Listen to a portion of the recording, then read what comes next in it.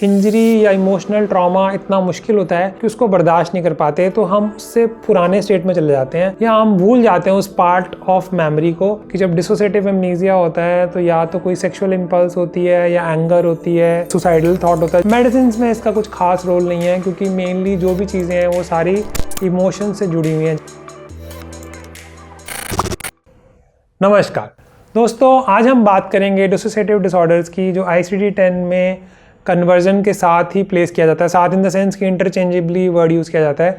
इन दोनों के लिए कोई सेपरेट कैटेगरी नहीं है, जबकि DSM-5 में इनको सेपरेट कैटेगरीज में रखा जाता है। और डिसोसिएटिव डिसऑर्डर के अंडर आता है डिसोसिएटिव एमनीजिया एंड फ्यूग, जिनको DSM-5 में कंबाइन कर दिया गया है सिंगल कैटेगरी में। और इसके अलावा आता है डिसोसिएटिव आइडेंटिटी डिसऑर्डर, मतलब मल्टीपल पर्सनैलिटी डिसऑर्डर, और आता है डिसोसिएटिव डीपर्सनलाइजेशन एंड डीरियलाइजेशन। तो इस पर्टिकुलर केस में हम बात करेंगे डिसोसिएटिव एमनीजिया की। हुआ ये एक अनफॉर्चुनेट इंसिडेंट कि कोविड में एक बेटी की फादर की डेथ हो गई। बेटी की उम्र लगभग 12 साल थी। डेड बॉडी उनको मिली नहीं, तो इसलिए घर वालों ने बिटिया को बताया नहीं कि उसके फादर की डेथ हो चुकी है। जब उनको बताया तो ऑलरेडी 3-4 महीने जो है वो बीत चुके थे, जिसकी वजह से बेटी उस इमोशनल शॉक को बर्दाश्त नहीं कर पाई और उसने चाइल्डिश बिहेव करना शुरू कर दिया और उसने चीज़ें वो भूलने लगी, वो पढ़ाई भूलने लगी, शब्दों को भूलने लगी। तो इमोशनली वो उन चीज़ों को भूलने लगी ताकि कि होता क्या है बेसिकली कि वो इमोशनल इंजरी या इमोशनल ट्रॉमा इतना मुश्किल होता है कि उसको बर्दाश्त नहीं कर पाते, तो हम उससे पुराने स्टेट में चले जाते हैं या हम भूल जाते हैं उस पार्ट ऑफ मेमोरी को ताकि हम इमोशनली बेटर फील कर पाएँ। तो एक तो उसने चाइल्डिश बिहेव करना शुरू कर दिया। चाइल्डिश बिहेव करने को रिग्रेसिव बिहेवियर कहते हैं। डिसोसिएशन भी अपने आप में एक डिफेंस मैकेनिज्म है और चाइल्डिश बिहेव करना, रिग्रेशन भी अपने आप में एक डिफेंस मैकेनिज्म है। दोनों ही डिफेंस मैकेनिज्म की पूरी एक सीरीज़ है जो मैं डिस्क्रिप्शन के लिंक में आपको डाल दूंगा, जो आप चेकआउट कर सकते हैं इसको बेटर समझने के लिए। तो उसने अपनी मम्मी को भूती भूती बोलना शुरू कर दिया कि तुम भूत हो, क्योंकि होता क्या है कि जब डिसोसिएटिव एमनीजिया होता है तो या तो कोई सेक्सुअल इंपल्स होती है या एंगर होती है या फिर सुसाइडल थॉट होता है जिसको आप बेसिकली अपने आप से अलग करना चाहते हो।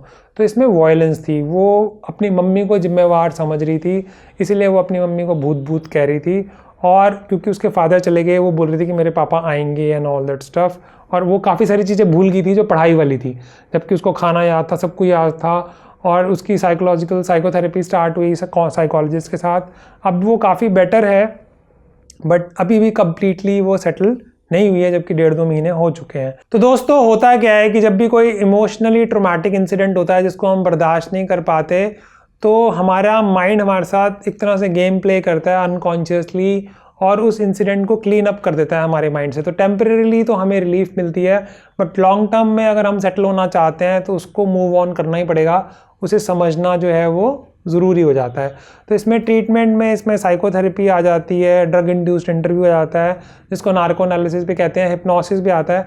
मेडिसिन में इसका कुछ खास रोल नहीं है क्योंकि मेनली जो भी चीज़ें हैं वो सारी इमोशन से जुड़ी हुई हैं। जब तक वो बाहर नहीं आएंगे, उस बात की एक्सेप्टेंस नहीं होगी। एक बार जब वो एक्सेप्ट कर लेगी कि उसके फादर नहीं हैं, डेफिनेटली जब बच्चे ने देखा ही नहीं, बॉडी भी नहीं देखी और वो गए और वो पहले भी टूर पे जाते थे, इसलिए बच्चे के लिए काफ़ी मुश्किल था। तो अगर इसको समराइज़ किया जाए तो डिसोसिएशन और कन्वर्जन ICD-10 में एक ही कैटेगरी में डाला जाता है, DSM-5 में अलग से डाला जाता है।